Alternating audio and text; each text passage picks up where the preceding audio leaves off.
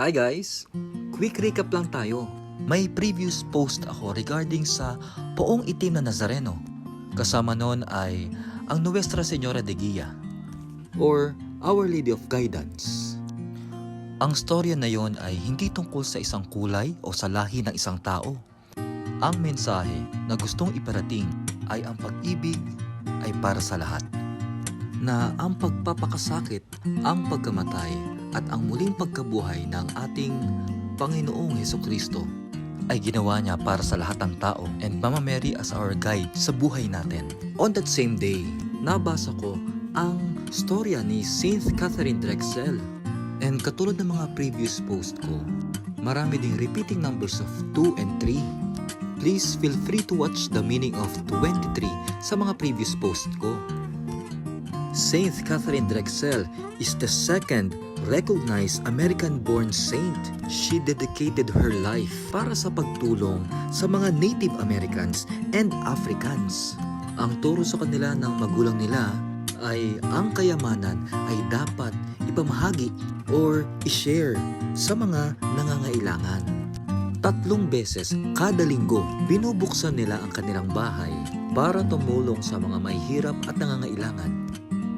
Nung namatay ang tatay ni Saint Catherine Drexel, nakapagmana siya at ang kapatid niya ng $20 million. Siya ang founder ng Sisters of the Blessed Sacrament. Itinatayang $20 million ang naipamahagi nila para sa pagpapatayo ng mga buildings, ng eskwelahan, ng mga simbahan. Kasama dyan ang Xavier University of Louisiana.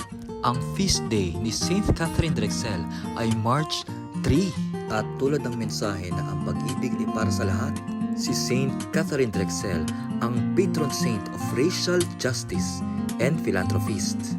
Mababasa nga natin sa Bible, even the very hairs on your head are numbered. Ibig sabihin, lahat ay pinalano ni God. Walang nagkataon, lahat nakaplano. Ang focus ni Saint Catherine Drexel ay pagtulong sa mga Native Americans o kung ang tawagin natin dito ay mga Negro. Sa Pilipinas, ang chapel niya ay located doon sa Negros Oriental, doon sa 2nd District. Diba? 2nd din.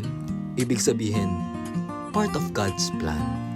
Ang chapel ni Saint Catherine Drexel dito sa Pilipinas ay nasa Sampaniton, Himalalud, Negros Oriental.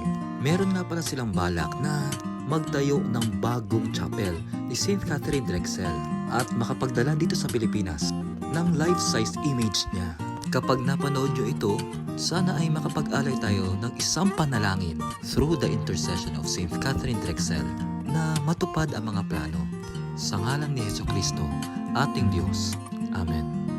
Thank you everyone. To God be the glory.